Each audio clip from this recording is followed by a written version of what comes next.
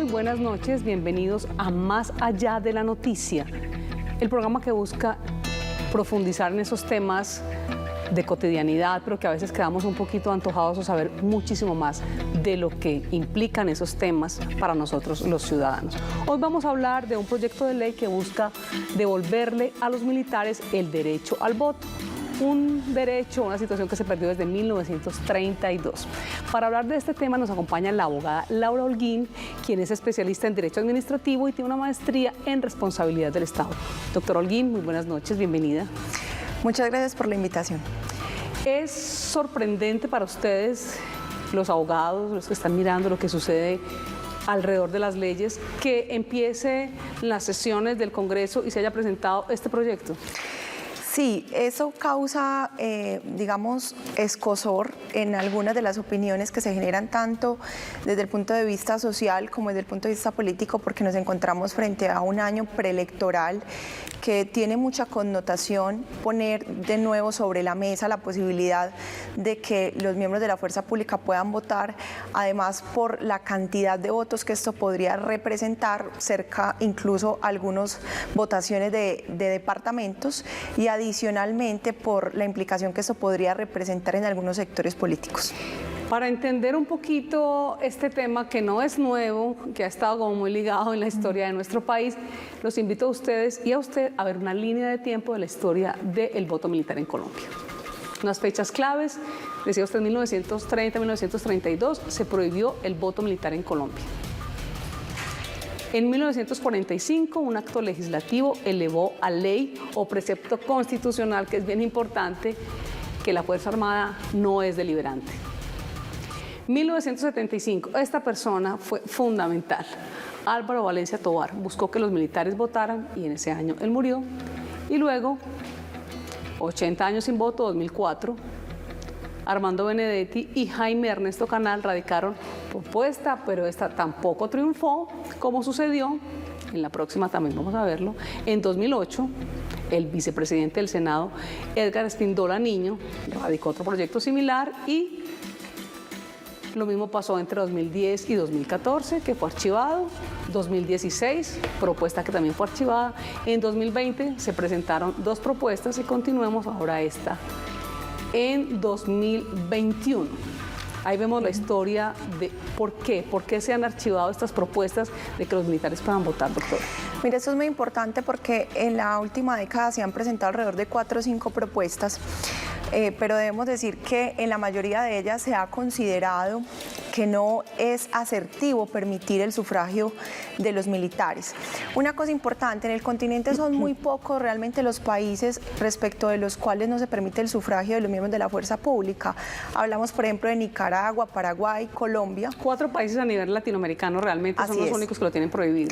Y a nivel, digamos, mundial hay grandes potencias con esta posibilidad. Sin embargo, merece una explicación importante y es el régimen presidencialista que tenemos en Colombia, que por la lógica y la estructura jerárquica de los miembros de la fuerza pública que están adscritos a nivel central del gobierno, pues esto afecta un poco pensar en la subordinación y por el otro lado el deliberalismo y el activismo político. Ese tema es muy importante y un poquito difícil para entender para nosotros los que no somos abogados. Pongamos una comparación con un país que sí lo permite, como es Estados Unidos, por ejemplo. Muy bien, aquí en Colombia los miembros de la fuerza pública, especialmente estamos hablando de militares y miembros de la Policía Nacional, estas instituciones como tal están adscritas al nivel central del gobierno. ¿Qué implica esto?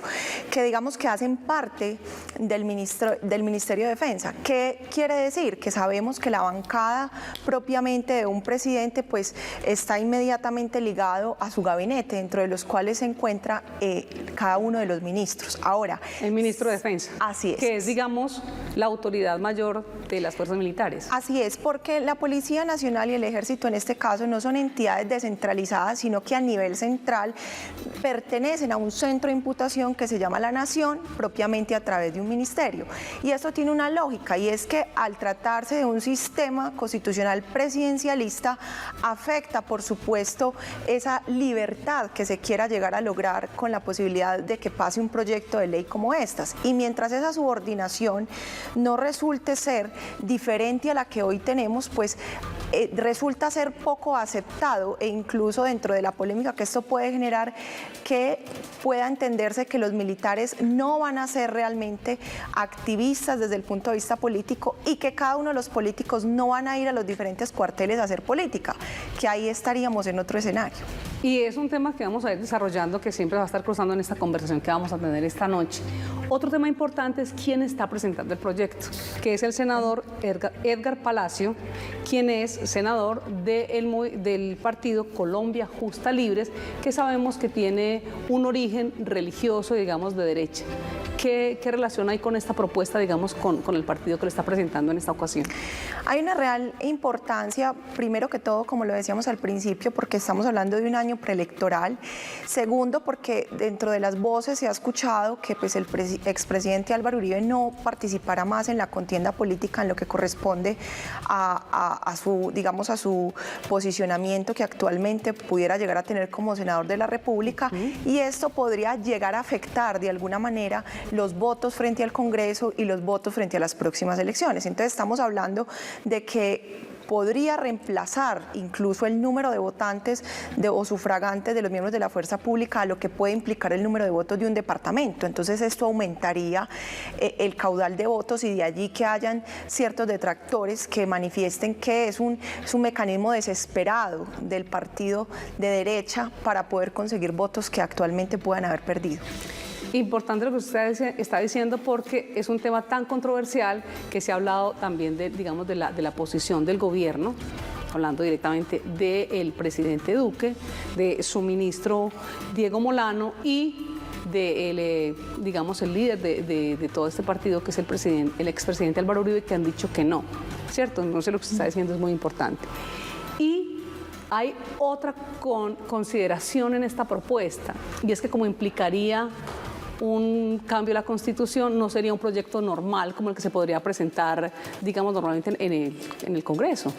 Sí, es cierto. Esto se trata de un acto legislativo, y como tal, este acto legislativo tiene la connotación de poder hacer una reforma constitucional. Estamos hablando específicamente del inciso segundo del artículo 219 de la Constitución, y esto implicaría unos tiempos específicos respecto a la forma de presentar el proyecto y el número de debates.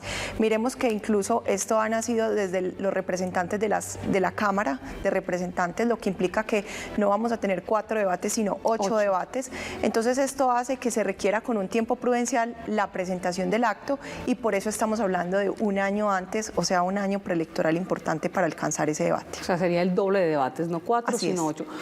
Hemos dicho que es un tema puntual en este momento, pero que no ha sido ajeno. Un poquito lo que vimos en la línea del tiempo, vamos a ver la historia del voto militar en Colombia en una nota que preparó nuestra compañera Laura Mora. Al Congreso de la República regresó nuevamente el proyecto de ley que busca revivir el voto de los miembros de la fuerza pública en el país, derecho que perdieron cuando el presidente Enrique Olaya Herrera separó las instituciones de lo político. Sin embargo, luego de esto han sido enésimas las ocasiones en que se ha intentado revivir, pero no ha dado fruto.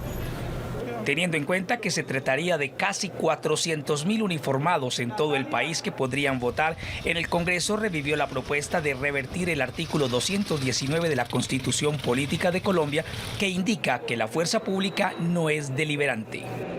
Durante las últimas 8 décadas que los uniformados no han ejercido ese derecho en el país, se han hecho enésimos intentos por revivirlo, pero no ha sido posible. Colombia hace parte de los 4 únicos países, con Honduras, Guatemala y Paraguay, en Latinoamérica que mantienen el veto a los militares. Lo que usted nos decía hace un ratico. Uno de los 4 países latinoamericanos, y llama la atención incluso que algunos países lo hayan hecho recientemente, ¿cierto? Como Perú, Ecuador, que hayan retomado el voto militar. Las dudas las tenemos nosotros, las tiene la clase política y también las tienen los ciudadanos del común, que quieren aprovechar la oportunidad de poderle preguntar a usted acá en Más Allá de la Noticia. Así que vamos a ver una pregunta de un televidente. Acá lo vemos. Mi nombre es Iván Mendoza. La pregunta es la siguiente. Si el voto es un derecho ciudadano, ¿por qué los militares pierden ese derecho? ¿Por qué? Muy buena la pregunta, y me parece muy elocuente hablar de una frase del expresidente Alberto Lleras en una de las ponencias que tuvo, que se llama Teatro Patria, que la dio en 1954. Él habla de una frase bien interesante para responder esa pregunta y es: la política es el ejemplo por excelencia de la adversidad y la contienda, mientras que la militancia es el ejemplo de la disciplina. Dios mío, por favor repítalo. Claro que sí. El expresidente Alberto Lleras, en una de las elocuencias en los que hablaba de la importancia o no del voto militar, afirmaba algo con lo que yo estoy de acuerdo, y es que la política es el arte por excelencia de la contienda o de la adversidad, mientras que la militancia es el arte por excelencia de la disciplina. ¿Y eso por qué es importante? Porque cuando se permite el voto militar en miembros de la fuerza pública, se genera una politización interna que quebranta la unidad nacional. A diferencia de otras actividades públicas o que adelanta el Estado, que se reconoce como funciones públicas, la seguridad nacional es una función que, como bien se indica, lo maneja el gobierno a nivel central. Entonces estamos hablando de que en un sistema presidencialista pues hay una lógica de subordinación que afectaría realmente la libertad, incluso propiamente dicha, de un sufragante cuando es miembro de la fuerza pública. Incluso un ex militar que se llama Mario José Bonet hablaba dentro de una de sus elocuencias que lo peor que nos pudiera llevar al fracaso es que los políticos estén realizando visitas con intenciones de voto en los cuarteles. Y eso es algo muy importante porque eso afectaría realmente la unidad nacional de los miembros de la fuerza pública y aplicaría para que estos, utilizando incluso la fuerza y la posibilidad de coercitiva que tienen, pues puedan llegar a politizar una u otra estrategia política. Entonces yo creo que eso explica un poco la situación. En lo poco que llevamos de este programa ya han quedado bastantes puntos sobre qué pensar, pero debemos hacer un corte a mensajes institucionales para seguir entendiendo más de todo lo que implica este proyecto de ley.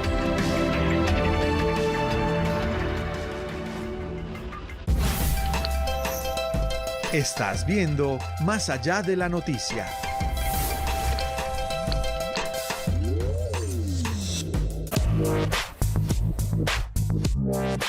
Los invito a que me acompañen en este recorrido desde la estación La Aurora del Metro Cable hasta la estación San Antonio.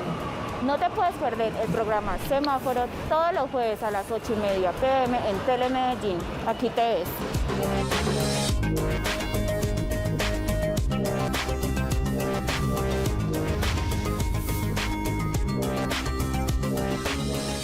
Hacer realidad un proyecto no es un trabajo fácil. Se necesita un equipo que lo estructure y gerencie de forma adecuada. Un equipo que lo haga realidad en tiempos y costos eficientes. Porque transformar vidas es materializar grandes ideas, convirtiéndolas en proyectos bien ejecutados. Es brindar oportunidades y entender que el futuro es de todos. Para ello, la empresa nacional promotora del desarrollo territorial ofrece sus servicios y líneas de negocio a entes nacionales y territoriales para trabajar por el progreso de las regiones. En Territorio, transformamos vidas. En el primer semestre de 2021, el DANE realiza el conteo de unidades económicas. Para ello, va a recorrer las cabeceras municipales y centros poblados del país, observando, contando y ubicando los establecimientos, puestos móviles y viviendas que desarrollan actividades de comercio, industria, servicios, construcción y transporte. La información recogida es insumo fundamental para el desarrollo del censo económico en 2022. Este censo proporcionará información para conocer mejor el universo de las actividades económicas en el país. DANE. Información para todos. Logo de la Comisión de Regulación de Comunicaciones. Estás viendo Más allá de la noticia.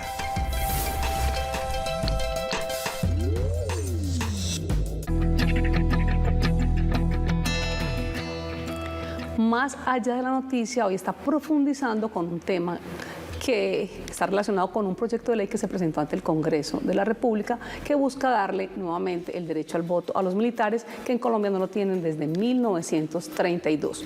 Usted hablaba ahorita, decía, es que son casi 400.000 miembros de las fuerzas militares que podrían votar. Veamos este gráfico para que la gente entienda cuánto serían. Grosso modo, estamos hablando de oficiales, nivel ejecutivo, suboficiales, agentes, auxiliares de policía, soldados profesionales, soldados, alumnos civiles en Ejército, Armada, Fuerza Aérea y Policía. Usted lo decía hace un ratico, 399.528. Para entender lo que eso significa, usted decía ahora puede ser el censo electoral de un departamento, pues yo aquí tengo otra cifra, y es que nuestro actual alcalde, Daniel Quintero Calle, fue elegido con 304.000 votos, o sea, menos de los que estarían teniendo este derecho. Significado de este aumento en el censo electoral. Sin lugar a duda, la posibilidad de obtener votos por parte de algunos partidos políticos que pueden sentirse frágiles ante una nueva contienda y que adicionalmente podrían llegar a necesitar estos votos incluso para obtener los respectivos votos dentro del Congreso de la República. Entonces eso llama la atención que haya sido este año, pero sin desconocer los antecedentes que hablábamos puntualmente, y es que en la última década se han presentado entre 4 y 5 proyectos. Ahora los veíamos. En este caso, y la mayoría de ellos han considerado por qué no debería realizarse. Ahora, es cierto que es un derecho ciudadano, de eso no cabe duda. Sin embargo, esto implica una ampliación democrática que requiere por demás una maduración institucional y profesional de los miembros de la fuerza pública, porque tenemos allí personas que sin lugar a duda pues no han tenido la capacidad de entender las diferentes situaciones que vive a nivel nacional, sino que simplemente han sido, digamos, recibido instrucciones de una autoridad superior que en la lógica de subordinación difícilmente podría garantizarles a ellos la libertad de ese voto, que es lo que se busca con el proyecto. Usted se está adelantando justamente la pregunta de un televidente que está relacionada con el tema de la subordinación que existe en las fuerzas militares. Veamos. Mi nombre es Doral Barrios. Y mi pregunta es, ¿se podría garantizar la independencia de un voto de un militar? Es lo que estábamos diciendo, hay subordinación, esa es, digamos, una de las características de las fuerzas militares. Muy bien, esa pregunta es muy importante porque es la realidad para que quienes no están muy de acuerdo con este proyecto de ley sean retractores del mismo, y es precisamente que no se garantizaría la libertad que busca el proyecto. Sin lugar a duda hay unas limitantes que el proyecto propone, como por ejemplo que no haya proselitismo en los cuarteles, que no hayan temas deliberativos, que ellos no puedan acudir públicamente a, digamos, a ufanar X o Y candidato, que a grosso modo son las mismas limitaciones que hoy tienen los servidores públicos, ¿verdad? Pero esto de allí a que se llegue a materializar en la condición en la que hoy estamos es muy difícil. Entonces, para empezar a hacer un camino, después de 80 años, pues hay que generar una serie de maduración en las instituciones y hay que morigerar un poco la forma institucional en la que se rige la fuerza pública, para que si una vez estas tengan la independencia que corresponda, pues efectivamente sí sea un proyecto que busque tener un voto independiente, imparcial, objetivo, y no que responda a un gobierno de turno, porque como lo decíamos, por la organización político-administrativa del Estado, pues las fuerzas militares están adscritas directamente al nivel central del gobierno. Bueno, voy a actuar acá un poco como decimos popularmente, como abogada del diablo. Usted decía, serían las mismas limitaciones que tenemos, a un modo personal, los servidores públicos, ¿cierto? Es, digamos, lo que tenemos que cumplir. ¿Por qué en este caso no? Y llevándolo al otro extremo, cuando el proponente dice es corregir una defecio de la Constitución, porque quienes en Colombia no pueden votar son los militares y quienes ya están privados de la libertad, sentenciados. Entonces, un poquito cómo se juntan, digamos, de lado y lado en esta propuesta. Sí, si miramos, una de las condiciones que dice el ponente es que si estamos hablando en tiempos de paz, ¿cómo es posible que los miembros de la fuerza pública no se les reconozca un derecho mínimo que puede tener un ciudadano? Lo cual, desde el punto de vista de la persona como individuo propiamente considerado, podría entenderse.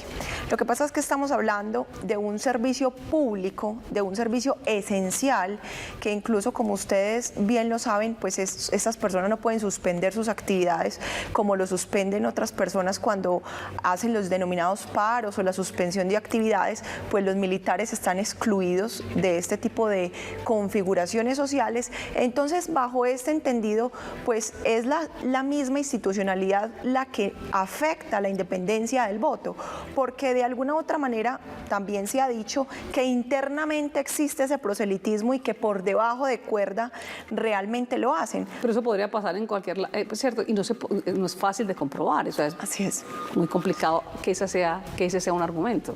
Así es, acá el punto es revisar incluso no tanto de los miembros de la fuerza pública, sino qué tanto los políticos del país no van a realizar proselitismo en los diferentes cuarteles, porque alcáncesen a imaginar entonces todos los políticos asistiendo a visitas dominicales o visitas en semana para tener cierto tipo de favoritismo. Yo creo que ahí empezamos a quebrantar la seguridad jurídica y empezamos a generar conflictos entre los mismos miembros. Así hoy internamente no existan, pero a la final no suman desde el punto de vista del sufragio. Ahora, hacerlo de esa manera, pues considero desde mi punto de vista que el país no tiene la madurez institucional suficiente bajo el sistema de gobierno existente para aceptar este tipo de iniciativas legislativas. Eso quienes están a favor. Voy a retomar acá algunas de las opiniones en contra. Hablan de se perdería o afectaría la seguridad jurídica y la libertad política. Es un poco lo que usted ha defendido en esta conversación. Sí, ¿eso qué implica? Esos son principios generales del derecho, sobre todo el tema de seguridad jurídica. Y es que no podemos esperar la aplicación de una política, de una norma o la estigmatización de una institución por un gobierno de turno. Realmente, pues el orden jurídico, la preservación del orden público, que es el fin último, entre otros, de los miembros de la fuerza pública, es un fin social a nivel nacional que no debería politizarse. De allí entonces que esa seguridad jurídica implica que siempre haya una unidad de actuación, que siempre haya una unidad de un solo mando y que evitemos que se quebrante el orden interno de la institución. Y frente al tema de la libertad, pues es evidente que no hay libertad en la medida en que haya una subordinación bajo un régimen presidencialista. Y esto va en el mismo sentido de lo que ha dicho el ex magistrado José Gregorio Hernández, quien es expresidente de la Corte Constitucional. Cuando se han presentado en otras ocasiones estas propuestas, él dice que sería un grave error porque se perdería la independencia partidista y la distancia política. O sea, vamos en el mismo sentido, ¿cierto? Así es. Y otra, digamos, duda, inquietud que se tiene a nivel de nosotros, las personas del común, es qué tan grave sería que estuvieran participando los miembros de los militares en unas elecciones, estando ellos con la posibilidad de portar armas. Listo, esto sería un tema obviamente que podría llegar a pasar, como puede que no, pero sabemos que de alguna u otra manera la fuerza de los militares es una fuerza coercitiva. ¿A qué nos referimos? Que es una fuerza que domina al ciudadano del común respecto a las diferentes manifestaciones públicas o respecto a las diferentes situaciones que puedan presentarse para manejar el orden público. Posiblemente no tenga mucha incidencia, pero también hay algunos que aseveran que un ejemplo o mal ejemplo es precisamente lo que pasa hoy en Venezuela. Los miembros de la fuerza pública en Venezuela pueden votar y sabemos que han sido aliados directos del gobierno, y de allí que algunos tilden de izquierdistas un poco la dinámica del proyecto. Sin embargo, habría que mirarlo con beneficio de inventario, pero eso podría llegar a pasar ante una institución con cambios internos como se viene haciendo y que no tenga la maduración suficiente para poder hacer parte de una ampliación democrática. Bueno, porque es que estamos hablando en este caso de la posibilidad de regresar el voto de los militares. En últimas es aumentar el censo electoral. Yo creo que damos una pequeña nota sobre la historia del voto en Colombia, porque esta es una de las pequeñas partes de lo que significa el voto. Vamos a verlo. Mediante la Ley 62 de 1988, en su artículo 124, se definió que en la elección para presidente de la República, los ciudadanos votarán con tarjetas electorales que llevarán impresos los símbolos, emblemas y colores de los diferentes partidos o movimientos políticos que participen en las votaciones, con impresión clara del nombre y apellido del respectivo candidato. Una vez en la nación se permite el voto directo en 1853. Las elecciones se celebraban en las parroquias ante un jurado electoral compuesto por 5 miembros principales y 5 suplentes. Hasta 1853 tan solo el 5% de los hombres ejercía el derecho al voto. El otro 95% no participaba del sufragio por razones culturales, económicas o de ciudadanía. Como resultado de estas reformas, el proceso electoral se amplió de tal suerte que en el año de 1856 hubo por primera vez en el país una elección de presidente de la República por medio del sufragio universal. El conservador Mariano Ospina Rodríguez fue elegido. Durante el gobierno de Gustavo Rojas Pinilla no se realizaron elecciones, sino hasta el plebiscito del año 1957, en donde las mujeres, por primera vez en Colombia, obtienen derechos electorales. Así, el derecho al sufragio cobijó a todos los hombres y mujeres mayores de 21 años. Las mujeres adquirieron el derecho al voto con el acto legislativo número 3 de la Asamblea Nacional Constituyente el 25 de agosto de 1954. Un poquito de historia, que siempre nos ayuda a entender que todo está correlacionado. Porque en última lo que se quiere es ampliar el censo electoral en nuestro país. Importancia de este tema. La importancia principal es que ha existido mucha desconfianza en las instituciones jurídicas y también en los diferentes gobernantes. Vemos incluso una desertación, es decir, la gente cada vez tiene más desconfianza de acudir a las urnas y se limita de su ejercicio del derecho a votar. En esta manera, pues, ante una baja de caudal de votaciones, pues implicaría una manera de ampliar esa democracia frente a los votos que se vienen perdiendo. Algunos han dicho, y es así, pues que precisamente el voto tiene un gran reconocimiento desde la Revolución Francesa, que es uno de los postulados que nos dejó la Revolución, y eso es importante desde el punto de vista histórico. Ahora bien, pues es importante también determinar por qué se viene haciendo, cuál es el trasfondo de esta situación, y sin lugar a dudas, digamos, el ausentismo de muchas personas en las urnas, en el momento de votar, de tomar decisiones, por la desconfianza que se viene realizando en los diferentes gobiernos, y eso hace que exista un afán, de alguna u otra manera, de ampliar el censo electoral. Por eso en otras ocasiones se ha hablado incluso de bajar la edad de votación, no a los 18, sino a los 16 años. Es el mismo fin. Así es. Ya para terminar, doctora Laura Holguín, ¿qué posibilidades les ven ustedes desde el punto de vista del conocimiento que tienen, de la parte constitucional, de la historia que nos precede, de que este proyecto de devolverle el voto a los militares se convierta en ley? Desde mi punto de vista, yo considero que puede ser viable jurídicamente hablando por los tiempos que se tienen para hacer los diferentes debates, pero consideraría que no sale avante, porque a pesar de los 80 años que podemos llegar en esta situación, muchas cosas no han sucedido y no podemos desconocer que en algún momento el voto dejó de existir para los miembros de la fuerza pública precisamente por las guerras civiles que se presentaron. Estamos hablando incluso del Frente Nacional. Claro. Entonces, cuando esto ocurre y tiene un antecedente, así estemos hablando de 1930, pues hay que mirar cuáles han sido los cambios que ha tenido el Estado, y esta ley tendría que tener un poco más de limitantes para que efectivamente sí se pueda llegar a configurar el escenario que se quiere. Pero esa modificación, como se propone, todavía le faltaría muchos ajustes de forma y de fondo para que pudiera llegar a ser lo que verdaderamente se propone, por lo que consideraría que como una más de las iniciativas que se han presentado no saldrían adelante. Doctor Holguín, muchísimas gracias. Con mucho gusto, muchas gracias. Pendientes de lo que sucede con este proyecto. Claro que sí. A ustedes muchísimas gracias por acompañarnos. Ustedes siguen en compañía de Telemedellín, programación pensada en ustedes, y los invitamos a que mañana a esta misma hora, a las 8 de la noche, estén pendientes de Más Allá de la Noticia con Adriana Obando, quien hablará del tema del embarazo adolescente. Una feliz noche.